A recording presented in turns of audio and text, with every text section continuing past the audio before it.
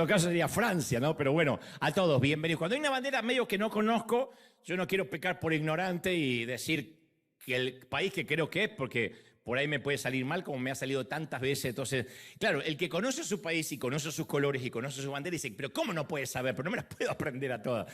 Y tenemos un público muy ecléctico, tenemos un público muy cosmopolita, es una diáspora que viene de todo el mundo, entonces es muy difícil aprenderse todas las banderas, pero a todos muy bienvenidos. Y si me olvidé de un país, y si hay un país nuevo, Andorra o lo que sea, bienvenido también, bienvenidos a River, que todos se sientan cómodos en casa.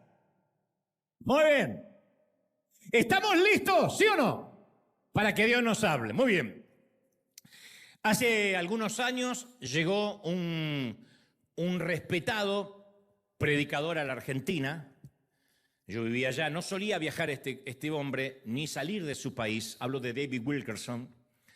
Pero aquella vez, en una rara excepción, decidió ir a ver a los líderes de mi país. El cupo era muy limitado, fue una mañana en un lugar llamado Costa Salguero. Era un grupo de quizás no más de 100, entre los que yo tenía la providencia y el privilegio de estar asistiendo. Y recuerdo que aquella mañana saludó el caballero al liderazgo y fue directo al hueso del asunto y dijo, no quiero perder mi tiempo ni se los haré perder a ustedes. Así que le diré lo que Dios me mandó a decir, lo que Dios me dijo que les dijera. El gran problema de la mayoría de sus iglesias, añadió, es que han orado en lugar de obedecer. Y es por eso que vuestras oraciones ya no funcionan. Fue fuerte, ¿no? Especialmente para aquellos que siempre bregamos y sostenemos que la oración es muy importante, y no lo dudo, de hecho. Finalmente dijo una cosa que jamás olvidaré y que de hecho lo convertí en un axioma, en un tótem, en un proverbio personal para el resto de mi vida. Él dijo, la oración solo es eficaz cuando dejamos de usarla como un sustituto para la obediencia. Lo diré otra vez. Él dijo, la oración solo es eficaz cuando dejamos de usarla como un sustituto, como un reemplazo a la obediencia. Y aquel querido, respetado predicador no estaba alejado de la verdad. Si habláramos menos, si hiciéramos más, yo creo que causaríamos el mismo impacto que la iglesia de los apóstoles del libro de los Hechos causaba. Entonces algunos pensamos en ocasiones que el Señor nos va a decir, bien pensado, siervo fiel, cuando lleguemos allá, ¿no? O bien dicho, siervo fiel, bien discutido, bien debatido, o bien criticado, siervo fiel. Pero Él solo nos hará el único elogio posible y es, bien hecho, siervo fiel. No hay otro elogio. Nunca nos va a decir que lo pensamos bien, que lo debatimos bien, porque son los hechos de los apóstoles, no las teorías de los apóstoles. Y quiero que me prestes mucha atención a esto porque de otro modo creo que te podrías perder el alma de este mensaje, ¿no? Las reformas, yo siempre sostengo que las reformas espirituales nunca nacen de nuevos descubrimientos. Eso es lo que suelen hacer las sectas. Las sectas descubren cosas nuevas o creen descubrir cosas nuevas en la Biblia y ahí salen las herejías, ¿no? Las reformas verdaderas, las vueltas a la senda antigua, nacen de un redescubrimiento de algo antiguo, de algo primitivo, que se nos hizo común sin darnos cuenta, que nos olvidamos. ¿Y qué necesita redescubrir nuestra iglesia? Cuando hablo de iglesia, no hablo solamente de esta congregación local, sino de toda la iglesia que nos está viendo a través de todo el globo. ¿Qué necesitamos redescubrir? Que estamos perdiendo nuestro valioso tiempo, a veces orando y reclamando por aquello que ya funciona en lugar de obedecer. O sea, la oración siempre tiene que ser en pos de tener más comunión con el Señor. Oramos porque necesitamos estar cerca de Él, como una pareja que se ama y valora cada minuto que puede estar juntos y charlar, platicar, mirarse a los ojos, pero no para pedirse el uno al otro cosas. La oración eficaz es aquella que surge del amor, de la comunión, de querer estar juntos, pero muchas veces oramos equivocadamente, pasamos horas, por ejemplo, pidiéndole a Dios que salve almas, que las traiga a la iglesia. Señor, trae a los perdidos, o toca a mi cuñado, a mi primo, y si tienes mucha fe a tu suegra, para que Dios los bendiga. Y la actitud es una suerte de, Señor, si tú amaras a esta gente la mitad de lo que yo la amo, nos harías crecer. Si tú amaras un cuarto de lo que yo amo a la gente, llenarías la iglesia con gente nueva. A veces esa es la actitud petulante que tenemos. Como que nosotros amamos más a la gente que a Dios. Como si nosotros estuviésemos más interesados en que los perdidos se salven que Dios mismo que envió a su Hijo por esos perdidos. Entonces hay algo que está mal en esta extraña teología. Porque nuestra oración, insisto, tiene que ser siempre la excusa, conectarnos con Dios, estar más con Él, pasar tiempo con Él, no una palanca que le mete presión a Dios y lo obliga a actuar. De allí es que produce tanta urticaria y tanta adversidad cuando escuchamos reclama, decreta, ordénale a Dios. Nosotros no podemos ordenarle nada a Dios, ni decretar nada. Podemos creer las promesas, podemos mencionarlas, pero Dios sigue siendo el rey y Él es soberano. A veces dice sí, a veces dice no, a veces dice hay que esperar. ¿Es así? Pero orar esperando que Dios salve a la gente es vivir un cristianismo pasivo. Casi, yo diría, rayando los rieles de la incredulidad. Solo que lo disfrazamos de reverencia, diciendo, yo ya oré por las almas, ahora no hay nada más que hacer, ahora esperar que Dios las traiga. Lo he escuchado desde pastores hasta líderes. Bueno, yo ya oré, ahora hay que esperar que Dios traiga a la gente. Y eso viene a colación de que por años los cristianos practicamos la santidad por sustracción. O sea, no hagas esto, no hagas aquello, no peques, no mires, no caigas en tentación. Cuando yo llegué por primera vez a una iglesia cristiana, recuerdo que eran todos una lista de cosas que ya no se podían hacer. Ya no puedes fumar, ya no puedes bailar, ya no puedes usar cierta clase de vestimenta, ya no puedes tomar alcohol, ya no puedes mirar partidos de fútbol porque son 22 tipos corriendo tras la cabeza de Satanás. Había un montón de cosas que no se podían hacer. Entonces, el problema es, con todo esto, que los cristianos bien podremos abstenernos de hacer cosas incorrectas, lo cual está bien, pero seguir sin hacer nada correcto. O sea, eres cristiano, sí, ¿y qué haces? Bueno, no hago un montón de cosas. ¿Y qué haces bien? Y bueno, no sé, pero sé lo que no hago. Entonces, la bondad no es solo ausencia de maldad. Aquel que tenga la ausencia de maldad no es que sea una persona buena. Simplemente no es mala, pero eso no significa que sea necesariamente bueno. Ustedes dirán, ¿cómo que no? Si no es malo, es bueno. No, ausencia de maldad no significa presencia de bondad. En la economía de Dios, terminar sin perder, pero también terminar sin ganar nada, es una pérdida total. Esa es la parábola de los talentos. Siervo inútil, porque lo que te diste lo enterraste. O sea, uno diría, pero no perdió nada el tipo, lo enterró, sí, pero terminar sin perder y terminar sin ganar es pérdida total para Dios. Y yo me pregunto si no tendríamos o no tendremos tanto miedo a hacer lo que no es correcto, que nunca llegamos a hacer lo que sí es correcto. Hay un montón de congregaciones que me miran ahora que dicen, yo sé muy claro lo que no se puede hacer como cristianos. Y entonces, ¿qué se puede hacer como cristianos? ¿Qué se puede? ¿Qué sí podemos? ¿Qué nos añade el creer en Cristo? Ya sabemos lo que nos quita. ¿Qué nos añade? Porque el plan de Dios no es que nos congreguemos una vez a la semana. Pobre, si esto era todo. Cristo no creo que murió, subió a la cruz, semejante sacrificio, resucitó para que nos congreguemos 2 horas los domingos. Tiene que haber algo más. Habiendo hecho esta introducción, vamos a nuestra historia del día. Imaginemos estar parados en un monte llamado Tabor. Tabor, T-A-B-O-R. Muchos de los encuentros de la gente con Dios ocurren en la Biblia, en las montañas. De hecho, se mencionan cientos de veces en la Biblia, los montes, las montañas, los pináculos, ¿no? Moisés se encuentra con la presencia divina en una zarza ardiente en lo que se llama la montaña de Dios. Fue en el monte Sinaí donde Dios hizo su pacto con el pueblo. Fue en una montaña donde Elías escuchó la voz de Dios, el susurro de Dios. Y las montañas marcan especialmente la vida de Jesús también. Fue en una montaña donde el Señor rechazó la tentación, donde Satanás le ofrecía todos los reinos del mundo. Fue en una montaña donde eligió a sus discípulos. La plática, la charla, el discurso más famoso y más influyente de toda la historia de la humanidad es el Sermón de la Montaña. La muerte más célebre de la historia ocurrió en una colina, en una montaña llamada Monte Calvario.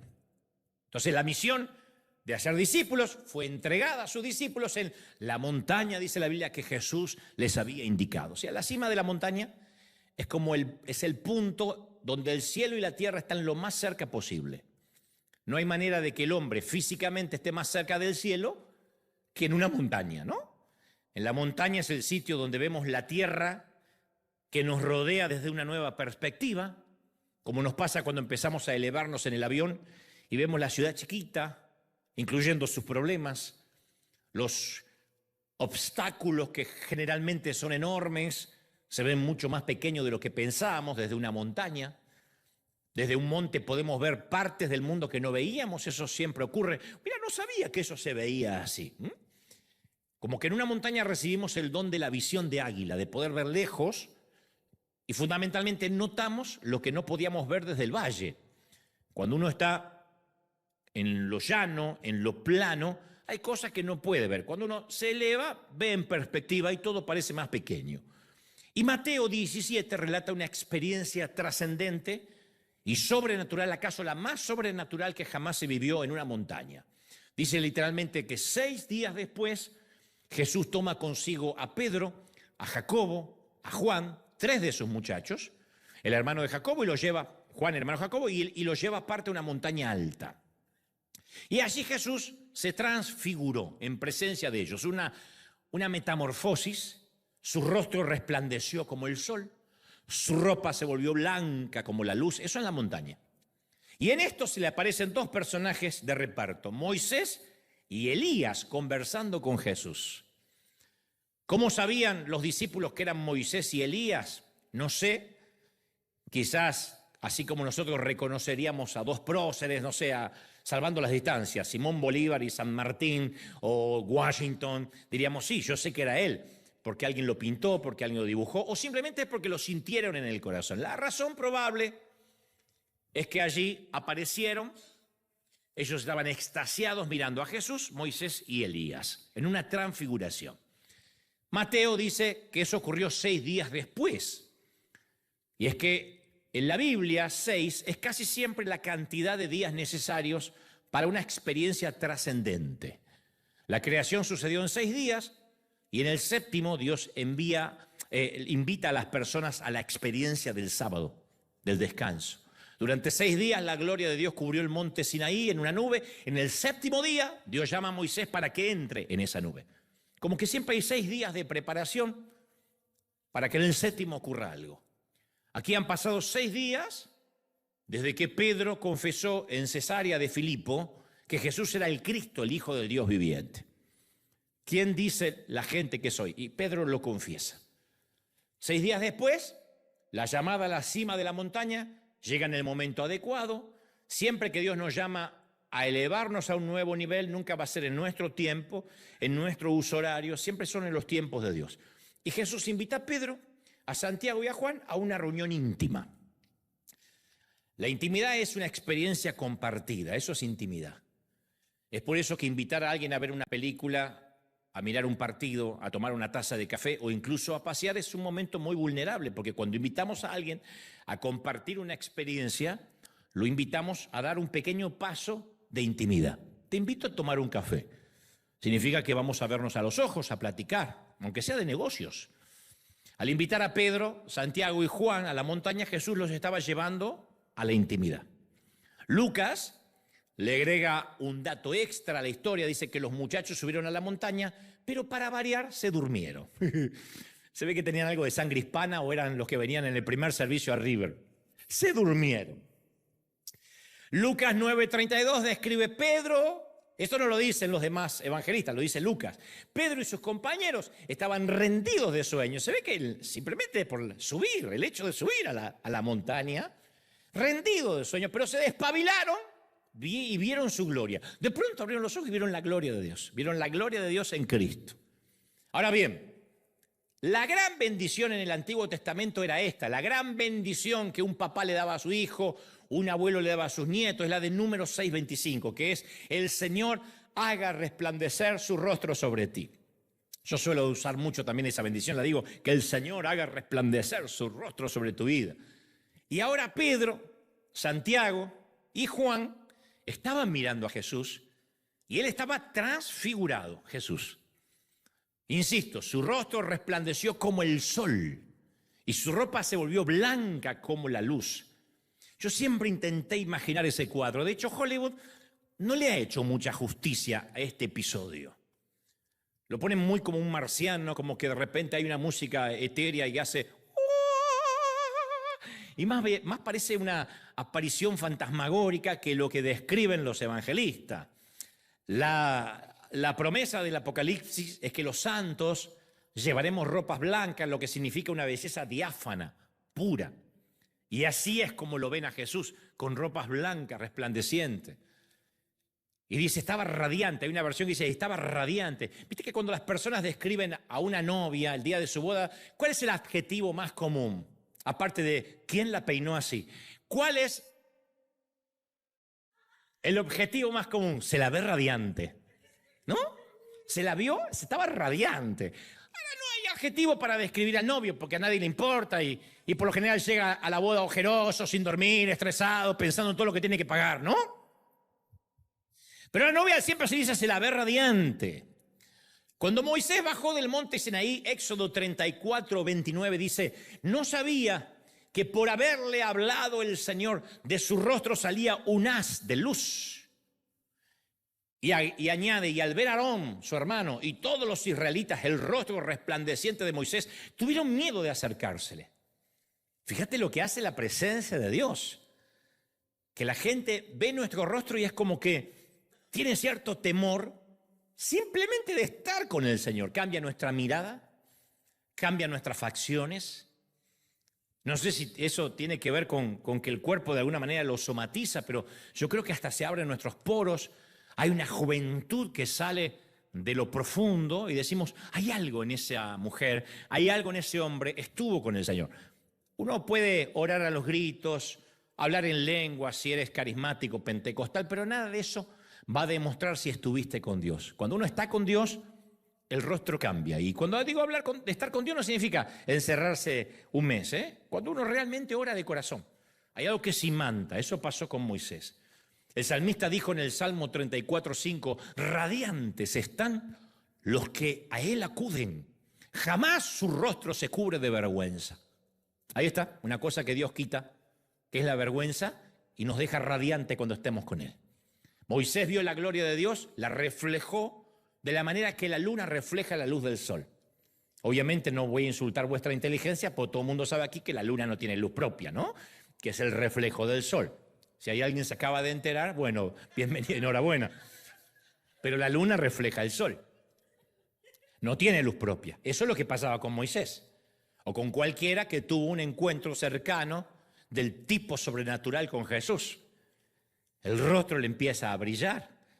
Pero este no era el caso de Jesús en el monte de la transfiguración. Jesús no estaba reflejando. Él era la fuente. Él estaba irradiando. Por eso dice como el sol, no dice como la luna.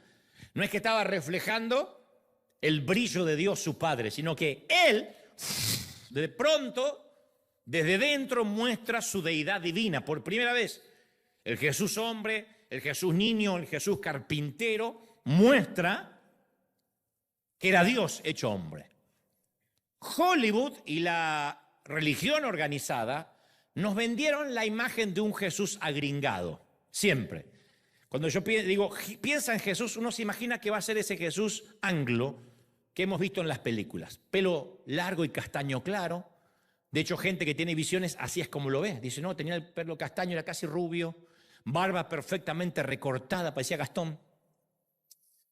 Dentadura impecable, una dentadura, una faja roja que cruza su túnica como si fuese una versión del Capitán América.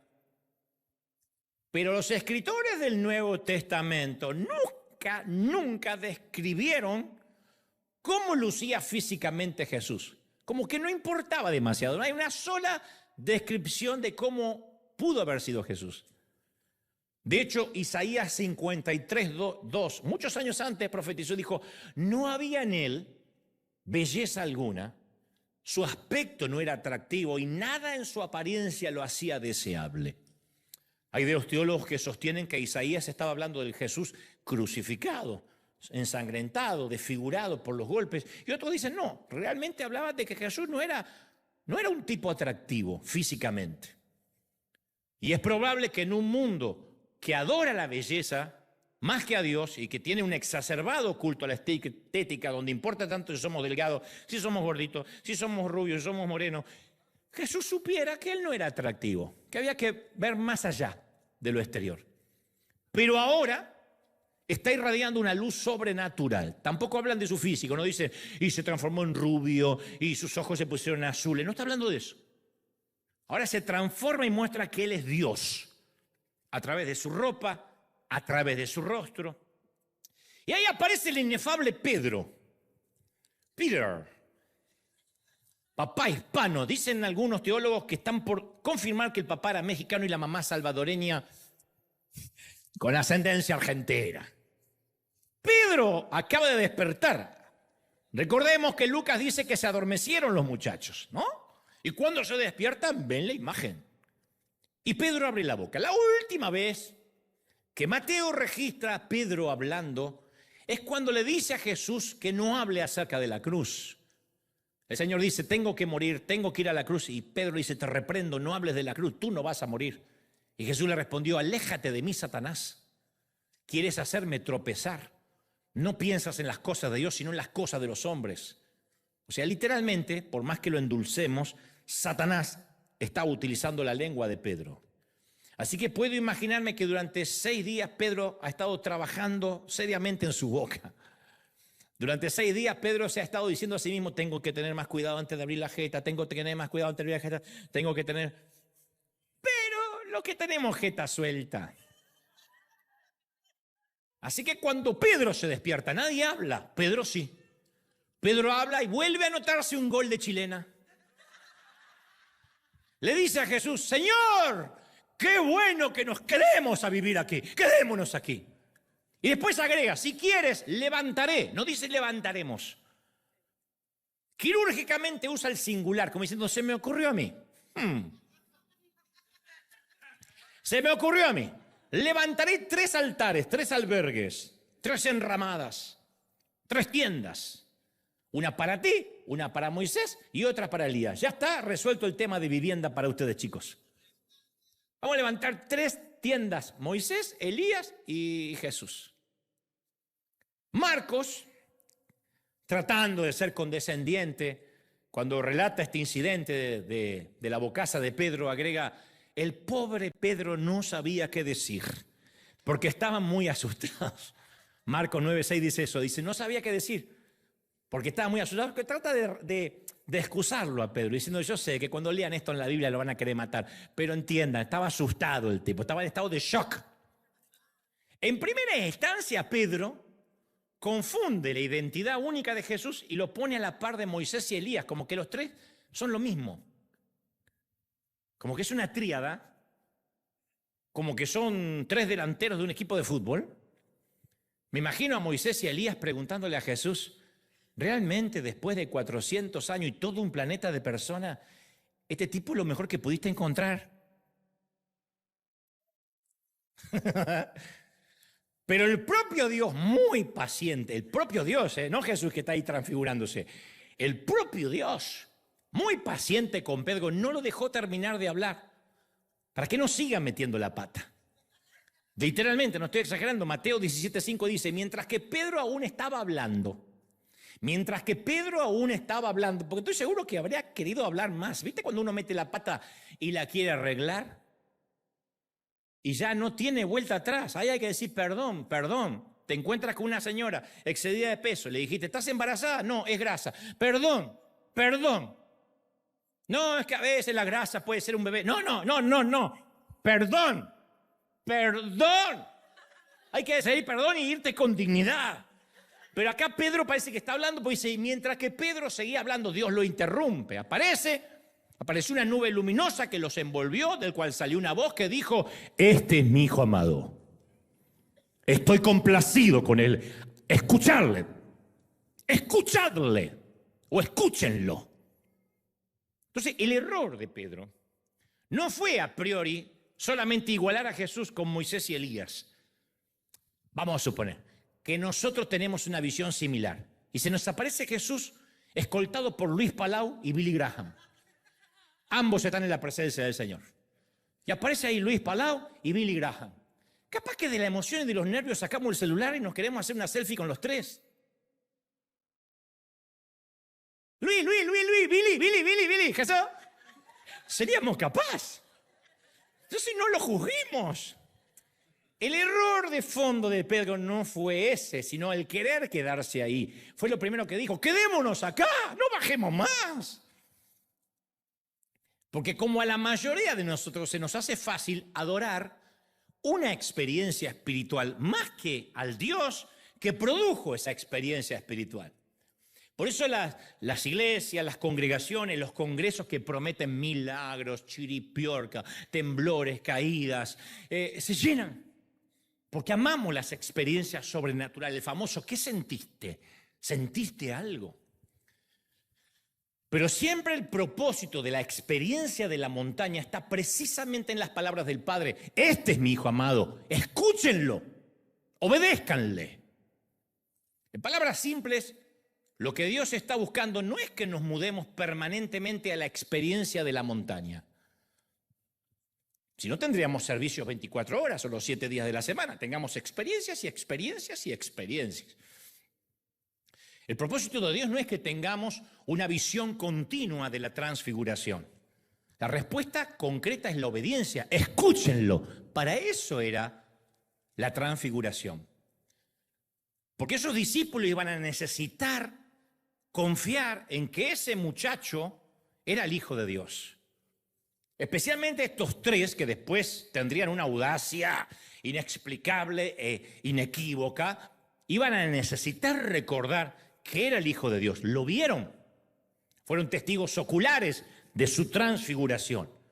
El propósito de la experiencia era darles audacia para que lo obedezcan. Por un momento Pedro se olvidó que él no fue invitado a subir a la montaña porque había hecho algo bueno. Y también se le olvidó que no estaba siendo invitado a bajar de la montaña porque hizo algo malo. No. Fue invitado a la montaña para obedecer a Jesús. Tenemos una experiencia espiritual los domingos para obedecer mínimamente de lunes a sábado. Para eso son las experiencias, no para quedarnos.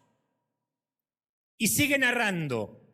Al oír esto los discípulos, cuando Dios dice obedezcan a mi hijo, se postraron sobre sus rostros los muchachos y tuvieron gran miedo.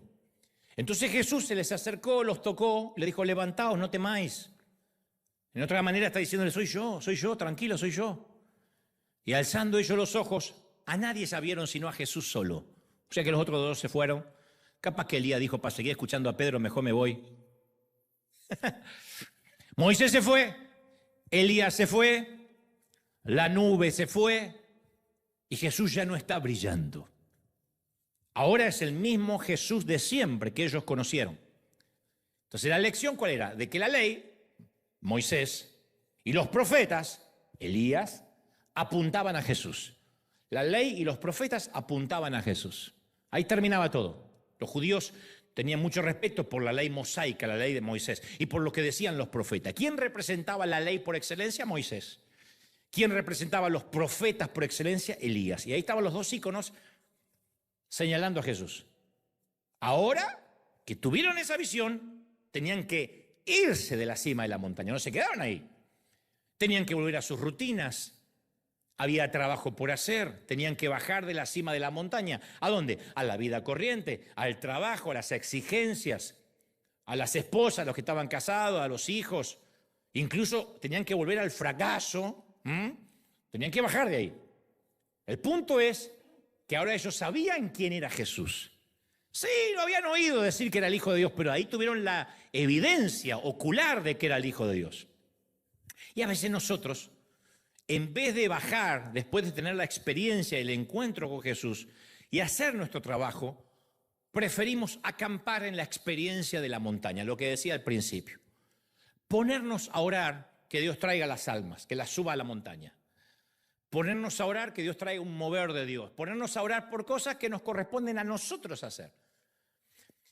Si observamos la práctica de la iglesia contemporánea, vamos a notar que siempre, y esto lo van a saber aquellos que tienen años en el peregrinar cristiano, siempre aparecen como movimientos nuevos que llegan a ser enormemente populares, sobreviven un par de años, 2, 3 años, no más, luego desaparecen en el olvido, como que son modas. En el camino, cada uno de estos movimientos o teologías novedosas cultivan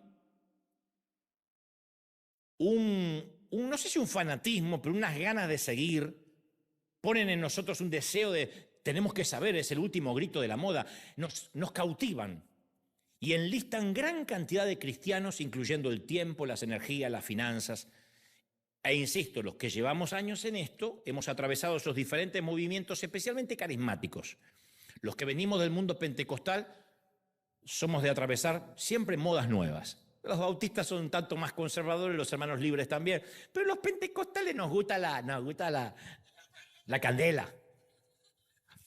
Recuerdo cuando llegó el movimiento de la oración, no la oración que siempre ha estado, el movimiento de la oración. Allá por los 80, los que tengan mucha memoria, si algunos ya tenían a Cristo, pero el movimiento de la oración nos aseguraban que el secreto para un dramático avivamiento mundial era orar durante 24 horas, sin parar. Porque eso había hecho crecer la iglesia en Corea. En Corea, yo siempre cuento, cada nacionalidad, cada país tiene su manera de buscar a Dios. Tiene que ver un poco con la mistura, con la raza. Un coreano no ora igual que un hispano no ora igual que un anglo. Alguna vez yo vi iglesias enteras de coreanos orando, y yo creo que el coreano no ora, el coreano lo harta a Dios. Porque hace... Dios dice y lo bendice. La cosa es que eso llega a América Latina, se organizan montañas de oración, retiros de oración, congresos de oración. Incluso conocí gente que abandonó empleos, estudios, familia para recluirse a orar, porque eso traería que el mundo entero se volvería a Cristo. ¿Qué pasó con el fruto?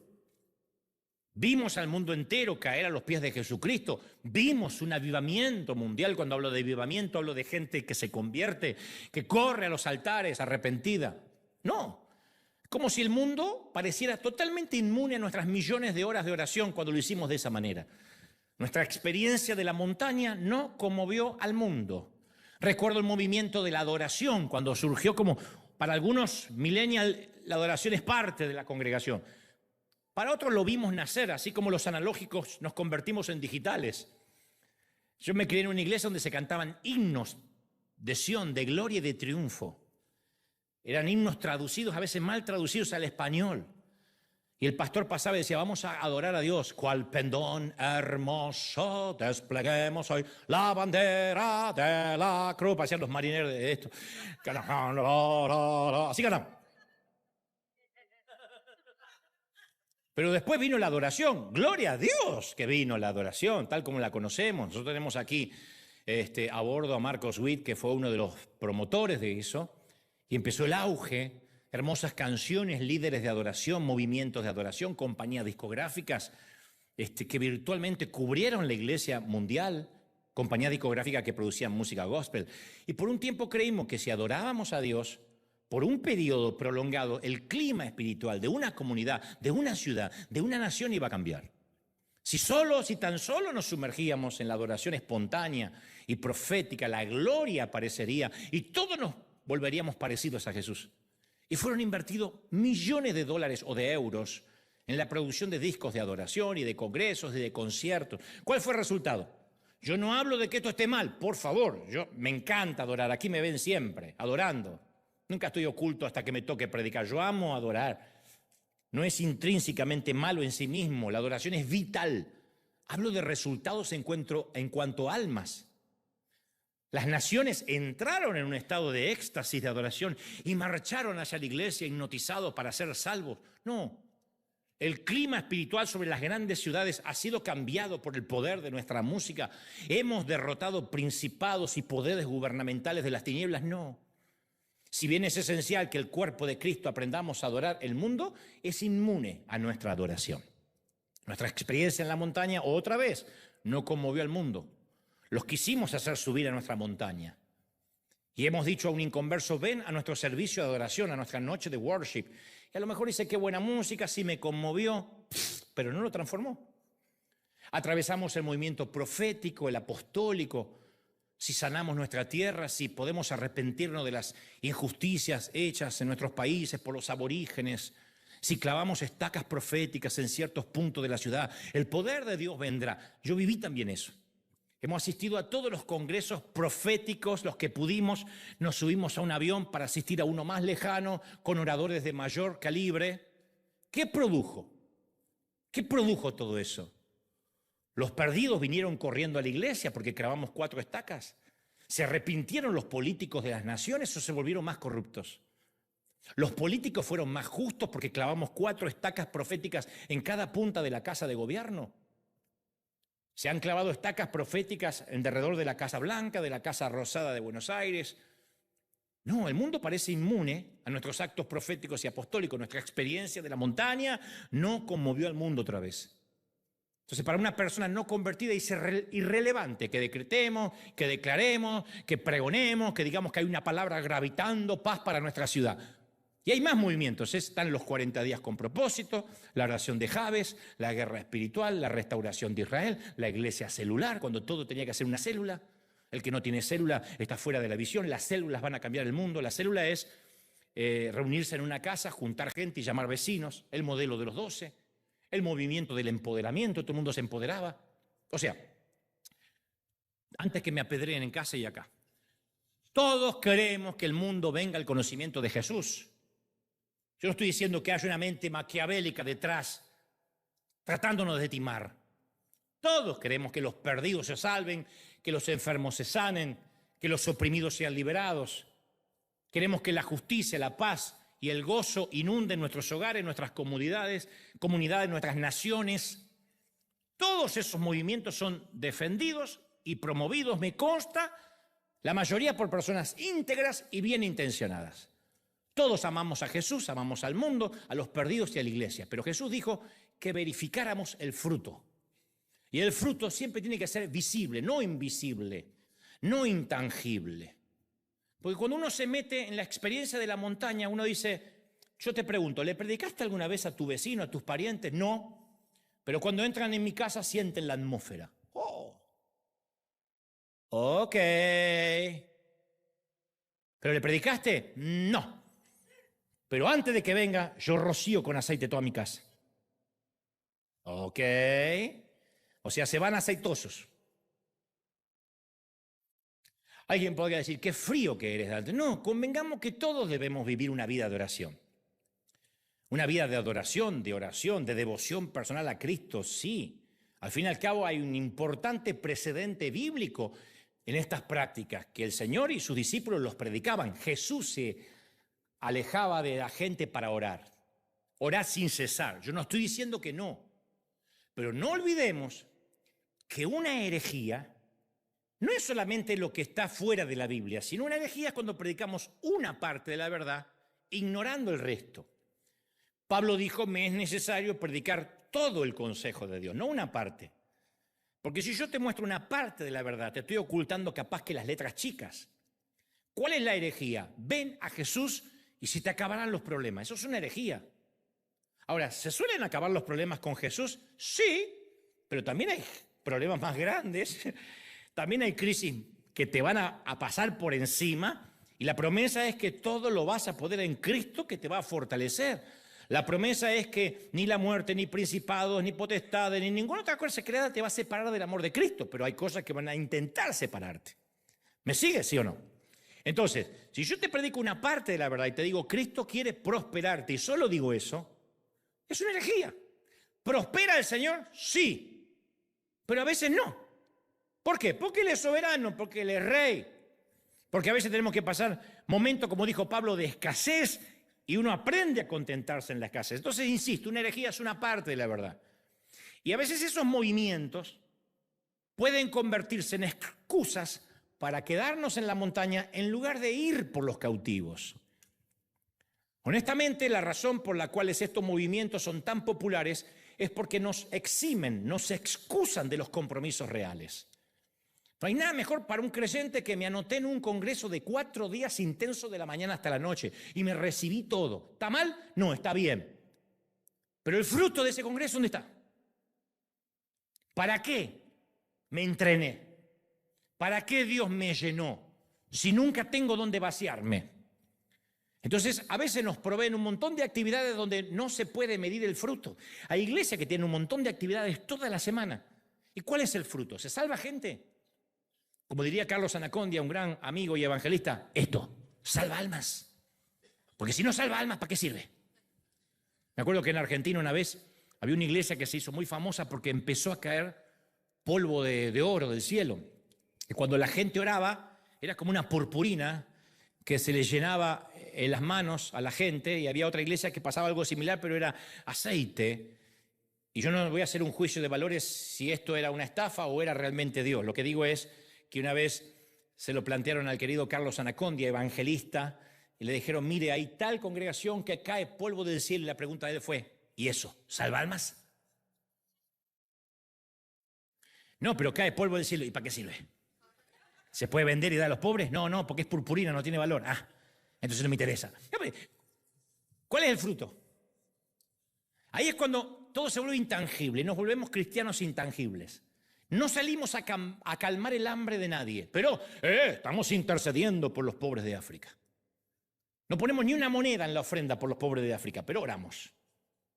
O merodeamos en las redes para decirle a otros ministerios a dónde deberían mandar dinero y a qué pobres deberían ayudar. La iglesia está llena de recomendadores de pobres. A mí me escriben todo el tiempo, hey, acá en la esquina hay una abuela que necesita ayuda. Es tu abuela, no mía. Entonces, no nos comprometemos con el dolor ajeno, pero participamos de actos proféticos, rociamos la vereda de la intendencia con aceite, le dimos 7 vueltas a la plaza. Y dicen, no estoy en contra de que estos actos proféticos no sirvan. Digo, eso solo es una herejía. Yo supe de una congregación en mi país que invirtió un presupuesto enorme en rociar con aceite las ciudades de un helicóptero. Y salieron con unos galones así de aceite a rociar toda la provincia. Y aquí, imagino, si vas por la calle, ¡pluf!, te cae el aceite encima. ¿Está mal? No, yo no voy a hacer un juicio de valores si está mal. Digo, la ciudad entera después por ese aceite se volvió a Cristo, porque si es así, cerremos el arena, consigamos un buen helicóptero, buen aceite y salgamos a rociar Anaheim. A mí me conviene más. Una vez a la semana vengo y me voy acá. Si eso es todo. Entonces, hay gente que cree que sirve a Dios con algo tan intangible como ponerle un like a una publicación. Dice, pero yo sirvo al Señor, yo comparto videos. A mí me suelen escribir muchos cristianos diciéndome, ¿por qué no te pronuncias acerca de la tragedia de Gaza, de los crímenes de Gaza, de la crisis de Venezuela, de la redada de inmigrantes? No te escuché decir nada acerca del asesinato de Charlie Kirk. Como que el simple hecho de que yo diga algo en redes demuestra que estoy comprometido con ciertas causas. Porque es cool, porque es parte del esnobismo. Opinar en las redes como si eso me eximiera de involucrarme, de tener que predicar. Ya opiné en las redes. A priori yo no soy el Papa para tener que pronunciarme de todo. Si oro por una nación o por una crisis, lo hago en secreto y punto. Y además, si yo mencionara algo en mi caso, aparecerían un montón religiosos diciendo, qué fácil es opinar desde Estados Unidos, ¿eh? ¿Cómo se nota que opinás de Venezuela sin conocer nuestra realidad? Así que yo me cuido mucho de opinar. Ni siquiera opino mucho de mi país, a menos que esté ahí. Pero esa es la nueva tendencia de principios de siglo. Me preocupo. Tengo carga por los perdidos, pero por internet. Pero nada de eso ni es compasión, ni servicio, ni amor real. Ni ensuciarse las manos con el corazón de la gente, con las almas de las personas. Entonces el Señor no necesita ni intermediarios, ni lobistas, ni managers. Si queremos servir, vamos a tener que bajar de la montaña, de nuestra santidad y superioridad, y ensuciarnos las manos con la gente. Vamos a tener que bajar. Ya, bájate de la montaña. Vamos a tener que bajar. Entonces a veces uno dice, pero caramba, nuestra iglesia actual no se parece nada a la iglesia del libro de los Hechos, cuando ciudades enteras eran dadas vueltas, eran sacudidas por el poder del Evangelio. Entonces, ¿cuál es la diferencia entre ellos y nosotros? Que ellos dijeron algo, que ellos hicieron algo, arriesgaron todo, bajaron de la montaña y llevaron el mensaje al valle. No se le permitió a Pedro quedarse ahí arriba con 3 altares. A bajar, Pedro. Llevaron el poder a las calles. No invitaban al mundo a subir a su montaña. ¿Qué hubiésemos hecho nosotros? Vengan, que todos los domingos tenemos una transfiguración allá arriba. 2 transfiguraciones al día, a las 9 y 12:30, no falte. Hubiésemos hecho un altar en la montaña. No, a bajarse, mijo. Esto a partir de ahora va a ser una montaña más. Lo que Dios quería demostrarles es que estaba con ellos y las ciudades caían ante el Evangelio. El Señor no les dijo, hagan algunos actos proféticos, repliquen lo que vieron acá en la montaña. No les dijo, pidan perdón por lo que hicieron los abuelos antepasados. Mucho menos les dijo, organicen varios congresos de transfiguración al año. Les dijo, prediquen el Evangelio, lo que yo hice, lo que Jesús hizo. Involúcrense con la gente, con la mujer adúltera, con la mujer junto al pozo, hablen con los samaritanos, crucen al otro lado. Dijo que sanaran a los enfermos, que echen fuera demonios, que resuciten muertos. Dijo que fueran por todo el mundo, no que se quedaran celebrando un culto en lo alto de la montaña. Porque es simple, el mundo necesita a Jesús y nosotros lo tenemos encima de una montaña. Los católicos suelen tenerlo graficado en un crucifijo, nosotros lo tenemos en una montaña de experiencia. Venga a sentir el poder de Dios. No podíamos estar de pie, se sentía desde afuera. Es impresionante lo que sentimos. Hay una vieja canción española que decía, baja Dios de las nubes y llévalo a la fábrica donde tú trabajas. Quita a Dios del madero y grábalo dentro de tu corazón. Saca a Dios de los templos en donde lo encerraron hace tantos años. Déjalo libre en las plazas y también en el mercado y el pueblo, porque Dios no es un Dios muerto. Y si pensáis que Él está muerto, equivocado, equivocado, equivocados estáis. Marcos Witt, para vos. En tu cara, Marcos. Entonces, la directiva es clara. Mateo 17 dice, y cuando vayáis, predicad diciendo, el reino de los cielos se ha acercado. No dijo, les traemos la dirección del reino de los cielos. 201 East Broadway. Dijo, el reino de los cielos se acercó. Sanad enfermos, resucitar muertos, limpiar leprosos, expulsar demonios. De gracia recibiste, da de gracia. Entonces diré esto otra vez. Le concedemos gran importancia, de hecho, a la lectura de la palabra, y esto en realidad es muy importante, porque la palabra de Dios es nuestra brújula. Pero siempre tengo crisis cuando digo esto porque lo sacan de contexto. Si la bibliolatría es más importante que quien la inspiró, estamos en problemas. Porque la Biblia por sí misma no salva a nadie. La Biblia no subió a la cruz. La Biblia no murió por nadie. Es Cristo quien salva y la Biblia habla de Cristo, señala a Cristo. Moisés, Elías señalan a Cristo. ¿Me siguen?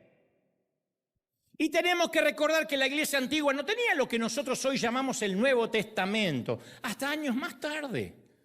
Los primeros cristianos ni siquiera tenían las escrituras del Antiguo Testamento, porque eran rollos costosos que estaban bajo llave en las sinagogas. Las únicas escrituras que tenían habían sido transmitidas de manera verbal por los abuelos, a los hijos y a los nietos. Entonces, al fin de cuentas, ¿qué tenían? Caminaban con Dios. Tenían una comunión con Dios a un grado tal, a una intimidad tal, que les era innecesario, de hecho, acudir a las empolvadas cartas escritas muchos años atrás. Tenían las recientes notas de amor escritas en sus corazones. Entonces, cuando el fuego del Pentecostés se derramó, no cayó sobre el edificio una vez a la semana, se desparramó en la gente. No promovieron el santuario del avivamiento, sino que salieron a predicar, llenos de ese fuego en sus corazones. Salieron. Empezó la persecución y salieron a los 4 puntos de las 4 esquinas del mundo antiguo. Entonces, cuando creemos que Dios unge un edificio, volvemos a meternos sin querer en un sistema religioso como en el antiguo pacto. Yo me crié en una congregación donde se le faltaba mucho el respeto en tonos burlón, a los católicos. Entonces siempre decía el pastor esos que dicen, decía, qué aburrido. Nosotros hemos hecho lo mismo los protestantes durante años. Sienta la presencia de Dios, reciba ahora, repita conmigo, dígale que está a su lado, cáigase, tiemble, y si no, tiemble en fe, pero tiemble. Y el mandamiento nunca fue ese, el mandamiento fue ir por todo el mundo. Ahora, ¿qué decimos nosotros? No, es mejor que lo invitemos a subir a nuestra montaña los domingos a la mañana, traiga un invitado. Y está bien, porque se corre el boca a boca y la gente viene, pero eso no va a cambiar el mundo. Nunca dijo la palabra cuán hermosas son las lenguas de los que predican el Evangelio. Dice cuán hermosos son los pies de los que llevan las buenas nuevas de salvación. Entonces se trata de un asunto de ir, de salir, de bajar de la montaña. Nunca dijo vayan por todo el mundo, edifiquen templos, funden anexos, pongan iglesias satélites, hijas, organicen juntas eclesiásticas. Por esa razón, nosotros erróneamente, yo cometo mucho el error de decir, vamos a la iglesia. No, la iglesia somos nosotros, eso es un edificio, esto es una arena. Nunca comprendemos que nosotros somos la iglesia actual. Por eso insistimos, vengan a la iglesia. No, nunca podemos venir a la iglesia porque nosotros somos la iglesia. Nosotros reemplazamos los edificios. Pero a veces seguimos pensando que nuestra vida espiritual pasa por las reuniones a las cuales asistimos. Y todo lo que pasa dentro de la iglesia le llamamos vida de iglesia. No, eso se llama vida de montaña. Vida de montaña. Si hay gente acá que me dice, nosotros tenemos reuniones de jóvenes, reuniones de damas, reuniones de varones, bueno, eso es vida de montaña, está lindo. Pero en un momento van a tener que bajar, mijo. Porque nosotros no es que venimos aquí a encontrar al Señor, traemos al Señor con nosotros, si no, no estaría aquí. Vive dentro nuestro, lo traemos nosotros, ¿sí o no? Es una sinergia. Dios, lo diré otra vez, no mora en edificios, mora en gente. Que alguien me debata esto, por favor. No vive Dios ya no vive en las montañas, vive en los corazones de la gente. Eso pasó cuando el velo del templo se rasgó. Ya no hay que subir a las montañas. Sí, lo usamos metafóricamente, voy a subir a un encuentro con Dios. Pero si aún eso ocurriera, es para bajar. Si Cristo se encuentra en una reunión donde estamos es porque nosotros lo hemos llevado. Por eso es una locura decir, yo no veía la hora de venir para sentir la presencia del Señor. Como yo te dije una vez y lo voy a decir otra vez, yo ando mucho por la arena en la semana cuando está vacío, te aseguro, Dios no vive aquí. Nunca entré y me lo encontré a Dios acá con ángeles, nunca, jamás. Pero yo subo al auto y siento a Dios, paso por aquí y siento a Dios, voy al baño y siento a Dios, ando por el mercado y siento a Dios y me doy cuenta que no vive aquí, vive ahí, vive ahí, vive ahí. ¿Lo crees, sí o no? Ahí. Lo que pasa es que confundimos emoción con la presencia de Dios. Porque si para alguien presencia de Dios es sentir algo, el día que no sienta algo va a pensar que Dios lo abandonó. A veces no sentimos nada y nunca se va Él. No es que cuando uno lo siente está y cuando uno no lo siente no está. Él vive siempre acá. Su domicilio es acá, es ahí. Lo sientas o no lo sientas. Dios dice que el agua viva sale de nuestro interior. Jesús dijo en Juan 4:13, el que bebiere del agua que yo le daré no tendrá sed jamás, sino que el agua que yo le daré será en él una fuente de agua que salte para vida eterna. No dice que entre, que salte. Yo lamento decepcionar a unos cuantos, pero lo diré en el cielo. Nadie va a tomar la lista de la cantidad de servicios a los que asistimos. Esto le va a dar urticaria a los pastores, me van a querer matar. Pero Dios va a decir, hay un domingo de octubre que no te congregaste. No, porque ese día vino la consuegra. Apartaos de mí, hacedores de maldad. ¡Oh! ¿Hay que congregarse? Sí, pero no nos va a salvar eso. Eso es religión.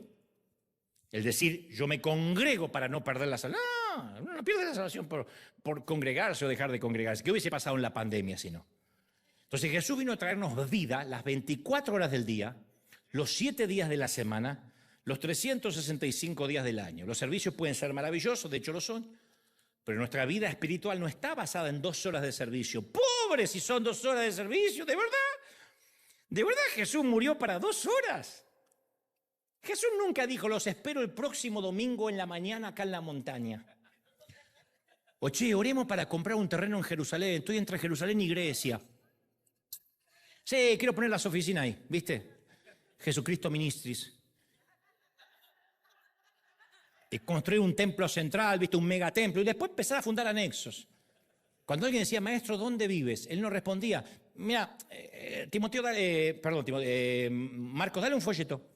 En la parte de atrás está nuestra dirección y horario de reuniones. Nos juntamos con los discípulos siempre en la casa de Pedro, y si no, si anda la suegra, nos vamos a la casa de Felipe. Él únicamente decía, ven. Y aquellos que esperaban que fundara oficinas centrales todavía están esperando porque jamás tuvo dirección fija. Tampoco tenía horarios de reuniones, ni estudios bíblicos, ni reuniones de oración, ni cultos dominicales, ni congresos. ¿Qué manera enseñaba? Lo hacía mientras iba por los caminos de Palestina. Era una forma de vida que duraba 24 horas. Eso es ser como Cristo. Como dijo una vez, nosotros le decimos a la gente, ahora que eres cristiano, sigue lo que dice la Biblia. Y la mayor parte de nuestra enseñanza es que la gente conozca las cosas que nosotros conocemos. Y no que lleguen a ser lo que nosotros somos. Sería más fácil. ¿Y ahora qué tengo que hacer? Imítame a mí. Así como yo vivo, trata de vivir. Pero no, sigue lo que dice acá, es más fácil. Pablo le dijo a los Corintios en la segunda carta, capítulo 3, versículo 2, ustedes mismos son una carta escrita en nuestro corazón, conocida y leída por todos. Como dijo alguien, seremos la única Biblia que alguien leerá alguna vez. Nosotros somos las cartas de Dios. No dijo, ustedes serán los que conocen las cartas de memoria. Ustedes son las cartas. Entonces, cuando Jesús ascendió, se fue con el Padre. Él sabía que dejaba atrás un mundo que incluía pobres, hambrientos, prisioneros, enfermos. Entonces, hizo planes para resolverlo, un plan a largo plazo y otro plan a corto plazo. El plan a largo plazo implicaba su retorno, su poder en gran gloria. Así como me veis ir, me van a ver venir. El plan a corto plazo implicaba ponerlo en nuestras manos. Él ascendió para que nosotros ocupáramos su lugar. Entonces, cuando la gente suele preguntar, ¿dónde está Dios cuando la gente sufre? Es una pregunta que se hace mucha gente hoy. La respuesta es otra pregunta. ¿Dónde está la iglesia cuando la gente sufre? Porque Dios está acá. ¿Dónde está Dios cuando hay guerras? Acá, en el corazón de la gente. ¿Qué hace esa gente cuando hay guerra? Es otra pregunta. ¿Qué hace Dios con la pobreza? ¿Por qué Dios no hace nada? Porque Dios está acá. ¿Qué hacemos nosotros contra la pobreza? Entonces, cuando Jesús se fue, dejó la llave del reino en nuestras torpes manos.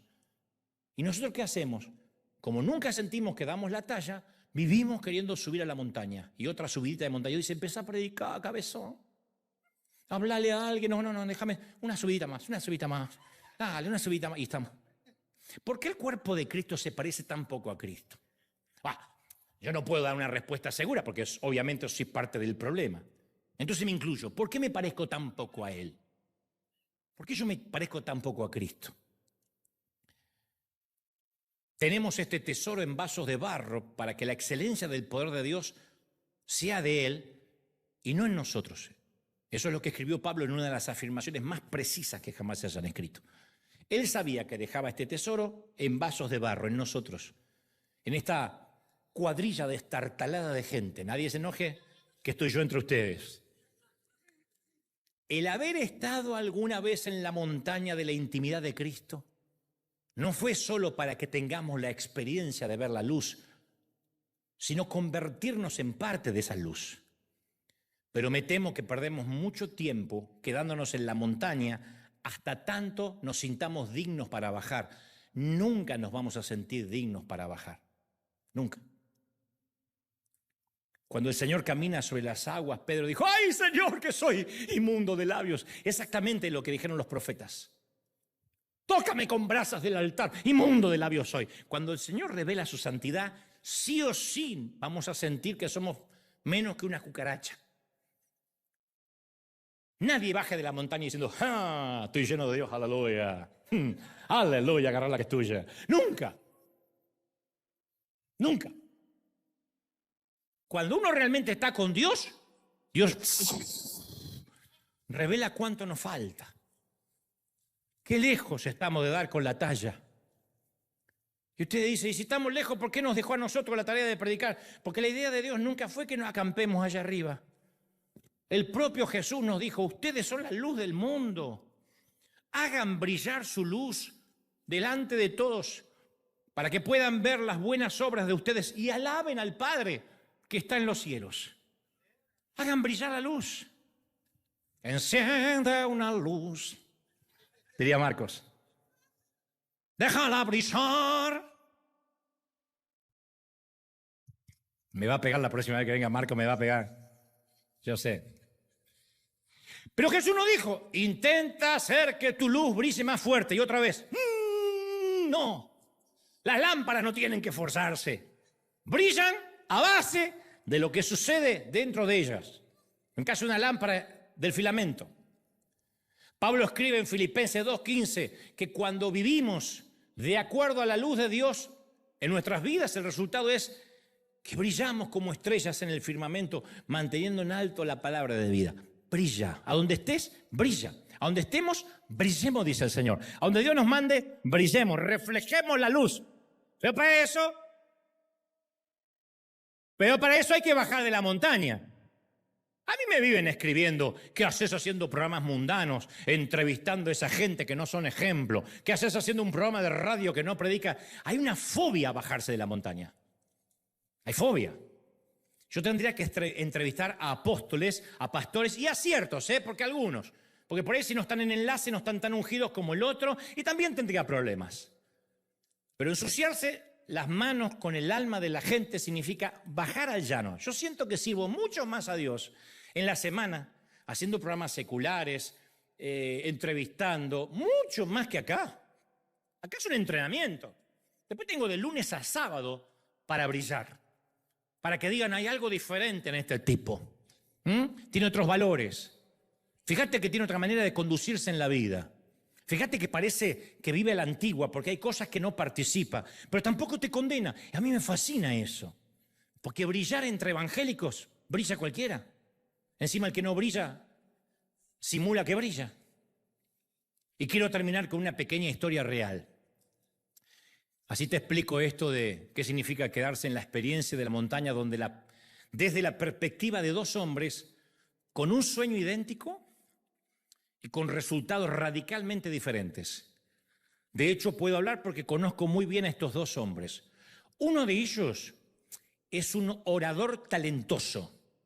Además de ser profesor de, hasta donde recuerdo, teología, griego y homilética.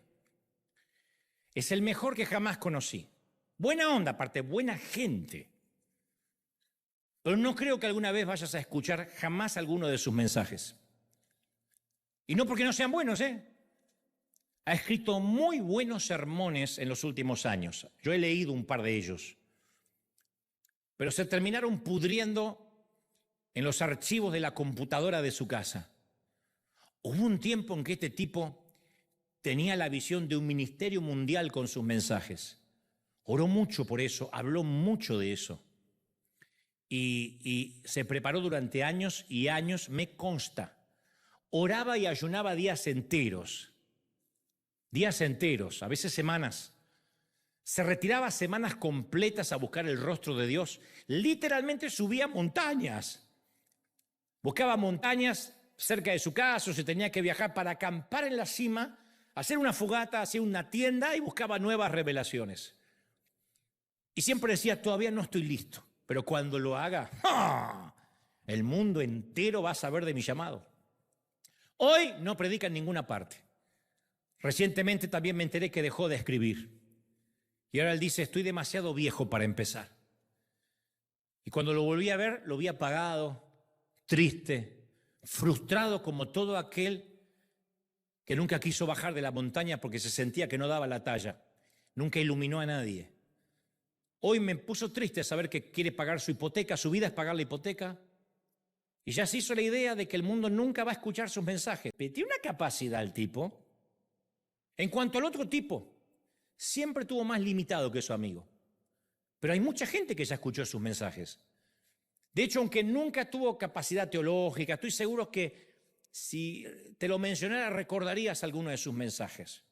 Y comenzó predicando en todos los grupos que lo quisieran escuchar. Eso a veces significó predicar a 15 adolescentes en medio de un campamento muerto de frío.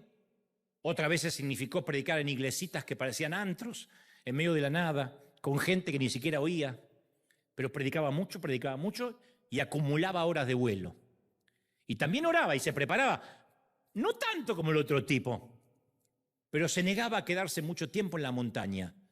Y a veces no lo volvían a invitar nunca más, porque se equivocaba bastante. Y hasta a veces era el peor es nada de algún congreso. O sea, lo invitaban a último momento cuando algún famoso orador suspendía en última instancia. Y dicen que el tipo se equivocaba mucho, pero él seguía y él seguía y él sabía, porque no sabía hacer otra cosa. Y predicaba en cada oportunidad que se le presentaba. Y siempre tuvo la fe de que Dios le permitiría tocar el mundo a través de sus mensajes. Ha creído eso desde que lo conozco. Y lo conozco bien porque convive conmigo hace 57 años. Entonces, Dios sabe que no alardeo. Estás viendo un tipo con muy poca capacidad, de verdad, no estoy alardeando. Con un tipo que no pudo terminar ni el colegio secundario, con cientos de errores, pero que lo único bueno que he hecho es no quedarme en la montaña de la religiosidad. Entonces quiero darte un consejo que puede salvar tu propia vida y los miles que te van a oír. Escribe esto en las tablas de tu corazón, átalo a tu cuello, que sea lo último que recuerdes de este mensaje y lo primero mañana si te levantas. La orden es, ¡ya! Bájate de la montaña. ¡Vamos! ¡A trabajar! ¡Vamos! ¡Dale un aplauso al Señor de señores, al Rey de Reyes! ¡Que se escuche ese aplauso! ¡Que tiemble el cielo! ¡Que tiemble el infierno! ¡Dios ha hablado hoy! ¡Uy, impresionante! Todos, dale un aplauso grande al Señor. Mirá, hay gente bajando de la montaña ahora. Hay gente bajando de la montaña ahora. ¡Impresionante! ¡Bendito eres! Vamos, celebra. Dios ha hablado esta mañana. Dios ha hablado hoy. Audacia,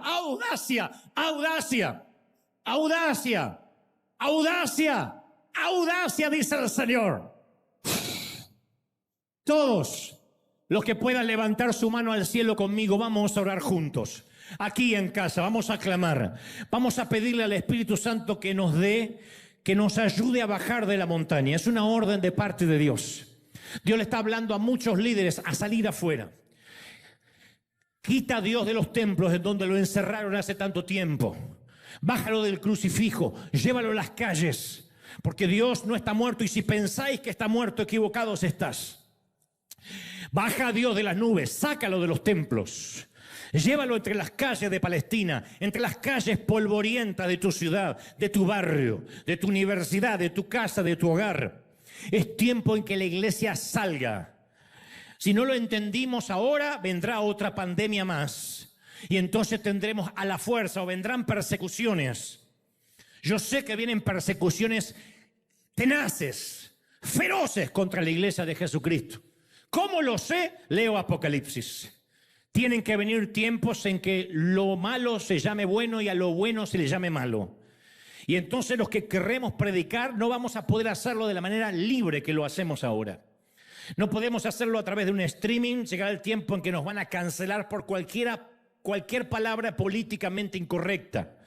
Y lo que nos va a hacer que sigamos predicando es que estemos diseminados como troyanos en medio de la comunidad, en medio de la gente, en medio de la corrupción. Yo sigo orando para que Dios ponga gente honesta entre los políticos, para que Dios siga poniendo cristianos honestos en el arte, en la música, en todo tipo de expresión, que Dios siga poniendo gente honesta en Hollywood, que Dios siga poniendo gente honesta en Wall Street, aún en la industria del juego, allí donde nadie quiere ir porque dice es el reino de Satanás, que haya gente honesta, troyanos, como Daniel en Babilonia, como José en Egipto, aunque por momentos cambien tu nombre, aunque cambien tus vestiduras y tengas que aprender la letra de los caldeos. Dios me dice que te diga, yo estoy buscando gente que como Sadrach, Mesach y Abednego no se postren ante los dioses paganos, pero que estén en medio del fuego, en medio donde las cosas se ponen feas. Los cristianos de invernadero se han ido durante la pandemia. Aún hay otra como tendencia a meternos dentro. Pero los invernaderos nos hacen débiles. Los invernaderos no nos permiten sostenernos ante los vientos, ante las vicisitudes, los infortunios, las tragedias. Dios dice: estoy levantando una iglesia fuerte. Estoy promoviendo una iglesia resiliente. Prepárate, porque vendrán guerras y rumores de guerras. Prepárate porque las cosas se pondrán peores. Prepárate porque vendrán nuevas epidemias y pandemias. Prepárate porque no será la última vez que nos encierren en nuestras casas. Las cosas no van a mejorar, ha dicho el Señor. Pero aquí, iglesia de Cristo, preparaos. Alzad la vista al cielo y sabed que el fin está cerca. Y eso no es para escapar, es para predicar. A diestra y siniestra, con denuedo. Usa las armas que tiene, usa internet, usa lo que tengas a mano, verbaliza, canta, habla, predica, transforma, métete, cambia, reforma, trastorna, crea, inventa, crea. Uy, todos levanten su mano, viene un tiempo nuevo. Bajar de la montaña, iglesia, bajen, baja. O Dios mismo soplará en los congresos que se hacen en su nombre para que nadie quede. Bajen, bajen, bajen. Los mayores avivamientos de la historia surgieron de las peores persecuciones. Cuando vino la peor persecución, la peor guerra sobre Oriente, el evangelio se extendió a través de las catacumbas. Dios no nos permita que nos prohíban la libertad en este país libre y maravilloso de predicar, porque no hemos entendido de que hay que salir. Vamos. Es tiempo de salir. Es tiempo de salir. Todos levantan la mano y dile: Señor, ayúdame, dame una audacia nueva. ¡Uy, impresionante! Dame una audacia nueva. Todos, dame un tiempo nuevo. Viene un tiempo nuevo, dice el Señor. Tiempo de salir, tiempo de reformar, de redescubrir la senda antigua. He aquí yo los envío como ovejas en medio de lobos. Sean mansos como palomas, pero astutos como la serpiente, astutos como el áspid. Sepa cuándo hablar, cuándo marcar diferencia. Te he puesto como un pedernal. Van a atacarte, van a levantar falsos testimonios y levantarán contra ti injurias. Pero permanece, porque he buscado entre los hombres, entre las mujeres, alguien que se ponga entre la brecha entre los vivos y los muertos. Alguien que se ponga en la brecha y diga: yo voy a por ellos. ¿Quién irá?, dice el Señor. Los que digan: heme aquí, envíame a mí. Vamos, vamos, vamos. En casa también los que dicen: envíame a mí. Envíame a mí ahora, ahora. Entonces empezar a bajar. Vamos a empezar a bajar. A bajar de la montaña, vamos. Abajo en el valle están las crisis y están los problemas y están las cuentas que pagar. Y están los infortunios y las crisis y las relaciones complejas. Pero dice el Señor: he aquí yo levanto una congregación diseminada por los rincones de la sociedad. Será por eso que Dios nunca nos permitió poner anexos. Solo las camisetas azules se extendieron tratando de paliar el hambre del mundo. Por eso quizás Dios no nos permitió nunca fundar nuevas congregaciones, porque es el tiempo, dice el Señor, que lo que hemos leído, lo que sucedió en la pandemia, entendemos y comprendemos que es tiempo de salir, es tiempo de ir y predicad el evangelio a toda criatura. Gente que me está mirando en casa, no dudes. Sé que hay gente pidiendo confirmaciones. Ya, se terminaron las confirmaciones. Ya basta de pedir vellones a Dios. Basta de decirle: Señor, si esto es tuyo, que me llamen, que me digan, que aparezca, que venga con un calcetín verde. Ya. Si has creído en lo que has visto en el monte, en tu experiencia con Dios, tienes que ir a por ellos, tienes que ir por los perdidos. Ya no habrá confirmaciones. Ya no confiará Dios en personas que necesitan sentir. Si creímos alguna vez en que el Señor murió por nosotros y nos llenó del Espíritu, tendremos que ir, gente. Y si no, todo esto habrá sido un mal chiste. Yo no me metí en los negocios del reino para bautizar a unos cuantos, enterrar a unos viejitos y casar los hijos de alguien. Yo estoy en los negocios del reino para ir por los perdidos, por las almas, por los que nadie quiere ir. Y de eso estamos hechos en River. De eso estamos hechos en River. Somos River. ¿Cuántos lo creemos? Decimos amén. Dale un aplauso al Señor de Señor. Dile, Señor, ese es mi Dios. Somos iglesia. Somos iglesia. ¡Aleluya! Vamos, celebra. Somos iglesia. Bendito eres. ¡Wow! Impresionante. ¿Cuánto nos vamos llenos del Señor? ¿De verdad nos vamos llenos del Señor?